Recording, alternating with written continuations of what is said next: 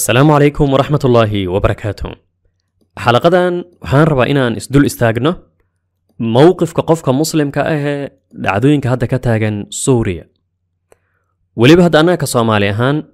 yani talow siduu noqonaya mowqifkanaga ku aadan maadaama ay yihiin muslimiin anaga anahay muslimiin masiirkanaga uu yahay hal arrinkan uu naquseeyo. talow waa maxay mowqifka ugu haboon ee ay macquulka tahay in aan ka qaadano dhacdooyinka ka taagan hadda dalka Suuriya. waxaan kula wadaagi doonaa sidoo kale xoogaa dhacdooyinka micnaha waxyaabihii ugu dambeeyay ayaan sidoo kale wada arki doonaa iyo jihooyin kale inay isu diyaarinayaan inay soo farageliyaan iyo sidoo kale mawaaqifta dowladaha carabta sunniyiinta ah ee mar lagu tilmaami jiray micnaha inay yihiin inay Iiraan ka soo horjeedaan inay mixwarkaas yihiin inay Iiraan lid ku yihiin kanaaladooda sida kanaalka al-Carabiya oo kale mowqifkooda ku aadan dhacdooyinkan Suuriya. afwan iga raali hada marka koobaad xalaqadii ugu dambeysay aan uga hadalnay Suuriya waa tii aan ku sheegnay in micnaha aan faahfaahin uga bixinay dadka ku nool waxa uu yahay. aan sheegnay shacabka Suuriya inuu yahay yani 90% wax ka badan muslimiin sunniyiin ah laakiin dalkaas uu gacanta ugu jiro qoys nusayri calawi muslimiinta oo dhan ay isku raaceen inayna muslimiin ahayn. معناها طائفة علوية النصيرية بشار الأسد مسلمين ما أهن مدى صوميد لقد ماضي مسلمين تقولن مذهب كودونا هاي سلا اسكو راعي قويس كرير أسد يعني واتي أن شغني إنيهين معناها جامعة حمان تقولن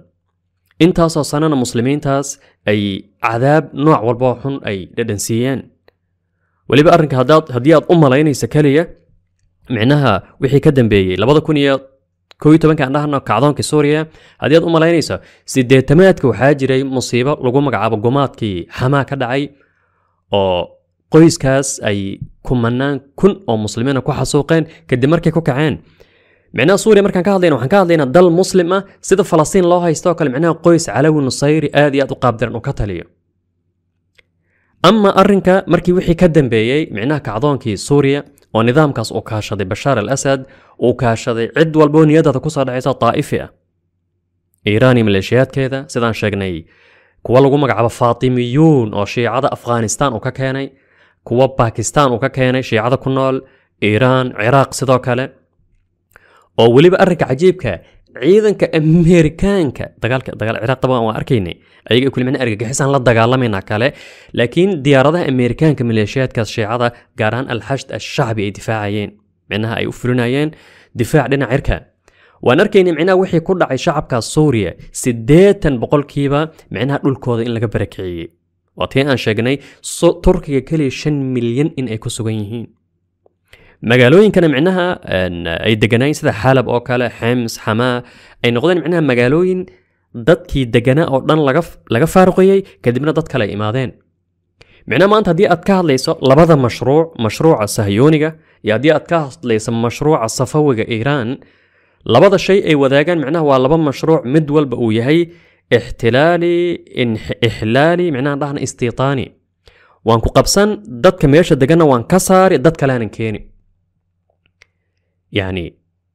واتي أن شغني دمشق حافظة وحاجر دمشق دي معناها أيضا عاصمة أمويين تا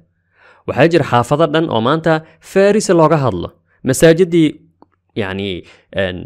كويا لينا لو بدل سيدة حلقة دي قدام ميسي أنكو شغني قشن قب يعني هذا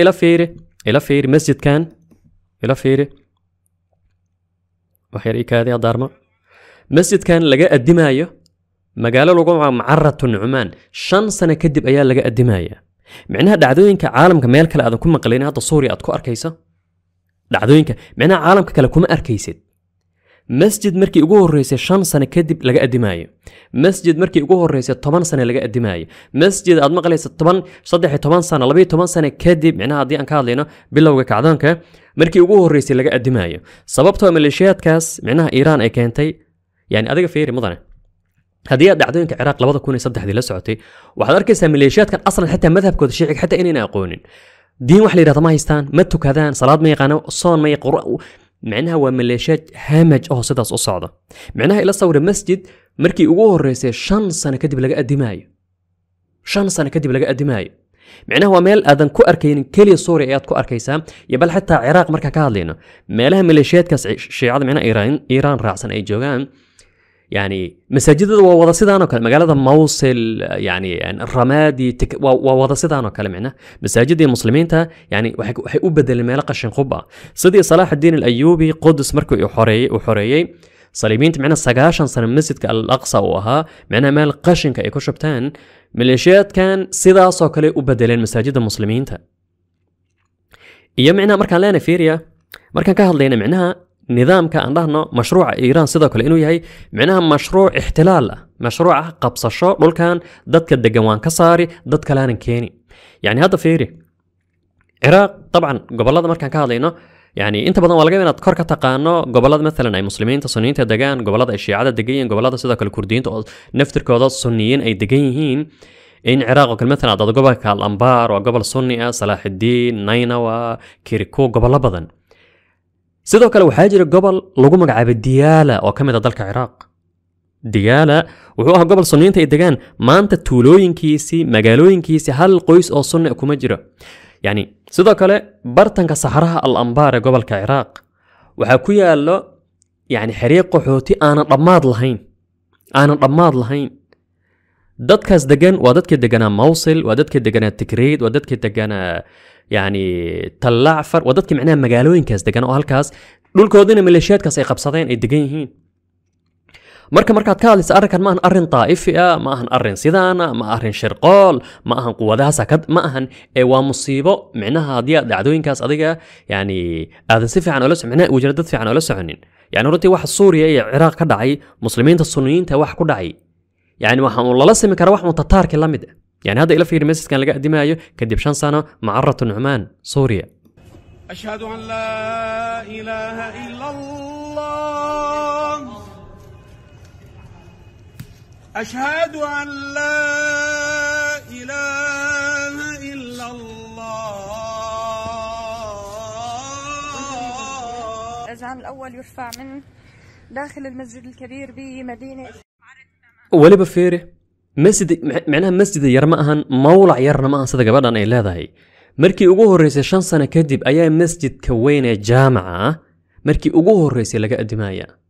معرة النعمان صببتها ميليشيات كاس وطنيين تا wax ka galay malahan masjid macna masjid maxay ka yaqaanaan maleeshiyaadka Iran masjid maxay ka yaqaanaan islaamnimo maxay ka yaqaanaan aslan maxay ka yaqaanaan markii ugu horeysay jaamac weyn oo magaalada dal muslim ku yaalo oo markii ugu horeysay laga adimaayo 5 sano macna 5 sanana laga adimin xalabna waati aan sheegnay oo xalaqadii ugu horeysay aan ku sheegnay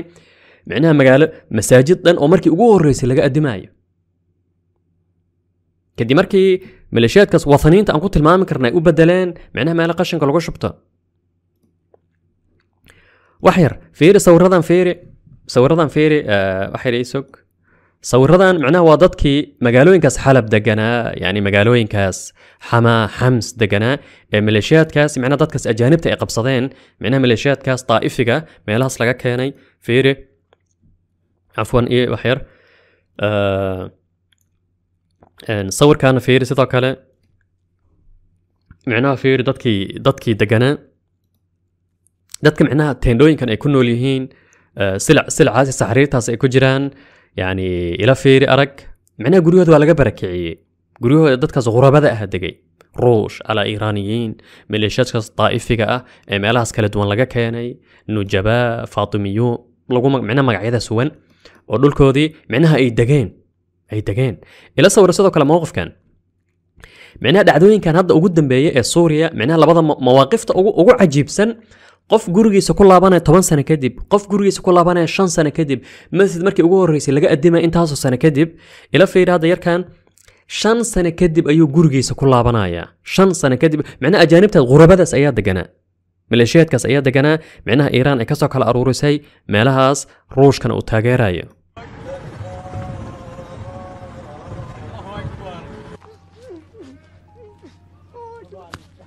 oohin yani gurigaada aad ku laabanayso dalkaada aad ku laabanayso يعني arrinka markaan suuriya ka hadlayna ciraaq markaan ka hadlayna ma ahan macnaha nidaam ayaa meel qabsaday kadibna yiri khalaas dadka meesha ku nool ana idin tali xitaa madhabka ilaahu maan si qasab idinku yani madaaristeedan مثلا duu dhaho kale yani hadda maanta hadii Iiraan yani nidaamka u dhihi lahaa خلاص meeshan guriyana ku soo laabta waxaan rabaan aan idin ku shubi sidaan rabaan idin ma ahan waa sidii Israa'iil ay samaysay macnaha sidii ay ka samaysay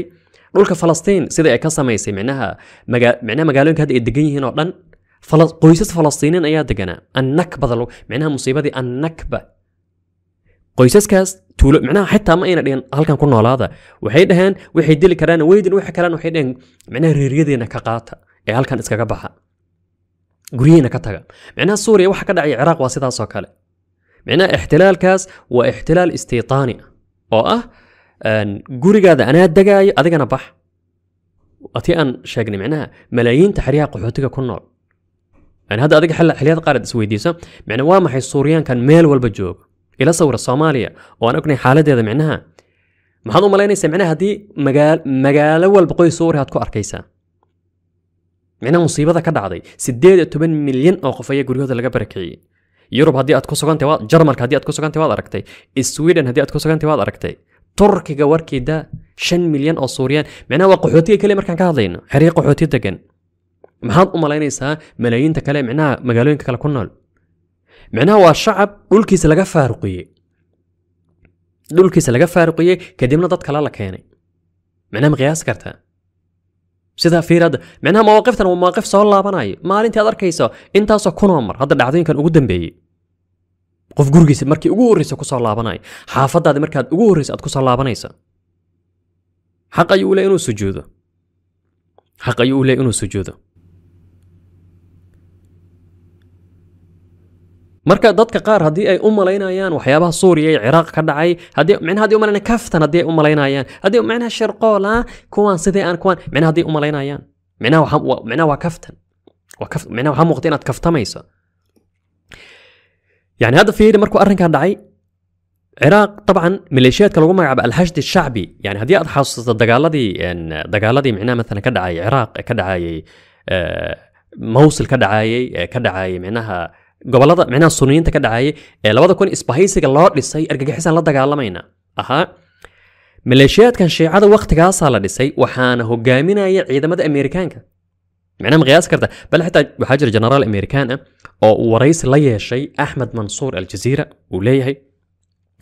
wuxuu yiri Ciraaq anaga sababtaan u imaanay 2003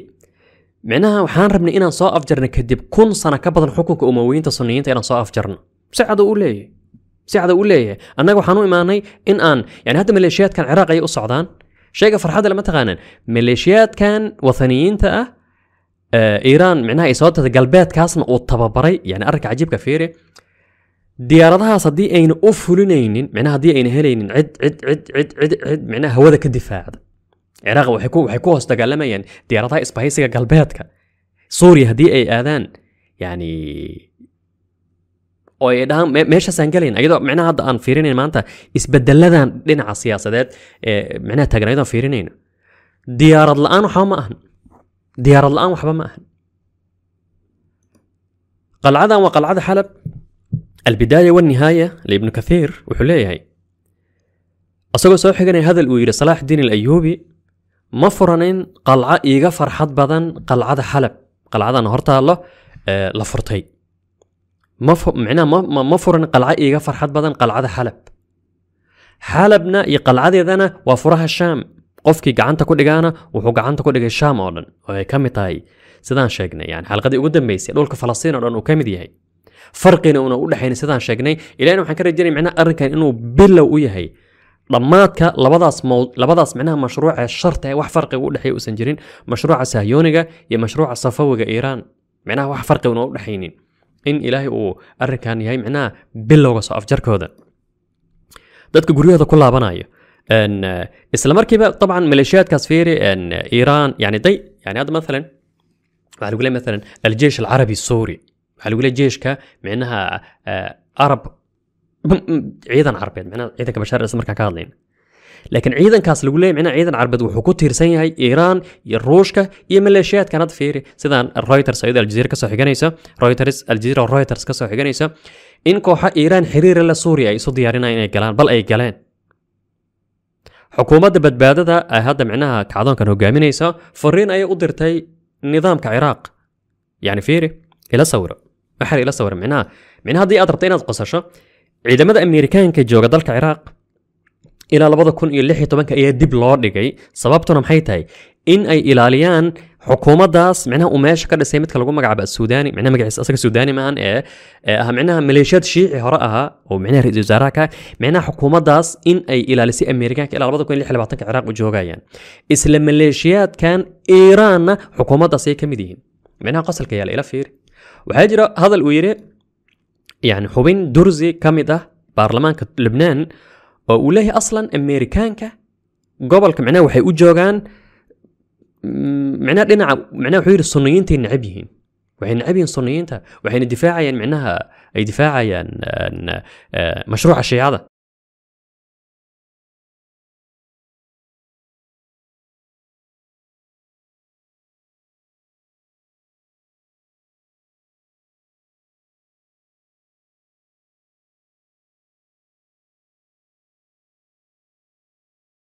وانا مدان ارقني او معناها ان شيء كلي معناها هذا dhacdooyinkan hadda ugu dambeeya Suuriya runtii waxayna barayaan midnimada kelmadda macnaha muslimiinta markii ay midoobaan markay khilaaf siyaasadeed meel iska dhigaan midkaana sidaan ah midkaana xogaa ah yani hadda macnaha markaan ka hadlayna hadda gabadhan waxay wata caalanka Suuriya caalanka macnaha waxay wata Suuriyada xorta ah yani kacdoon wadayaasha isla sidoo kale waxa kamid ah macnaha arday islaamiyiin ayaa kamid ah waxa kamid ah fasaa'il midalan hay'adda tahriir ash-sham ayaa kamid ah dhamaantood waxay dheen anaga masiirkanaga waa hal dhamaanteen waxaan nahay ummadaas wajahaysa khatartaas intaas oo khatar ay ku hareeraysan tahay kadib markii kelmadooda mideeyeen waan aragnaa dhacdooyinkan dhacay shayga cajiibka fiiri kanaaladii وانا waxay dhan macnaha waxay dhan maanta hadii aad rabto xaqa dhinacu ka jiro waxaad fiirsaa kanaalka al-Arabiya cidda macnaha uu la safan yahay isla markiiba kanaaladii fiiriya shalay qof walba muslima ku eedeynay inuu ikhwaan yahay inuu Iiraan xuduud xiriir la leeyahay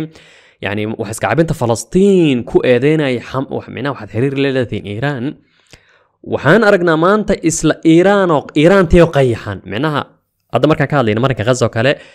يعني ظروفته inay ku qasabtay waa laga yaabaa laakiin waa muslimiinta sunniyiinta dhulka ka dagaalamay cadawga isla dagaalamaya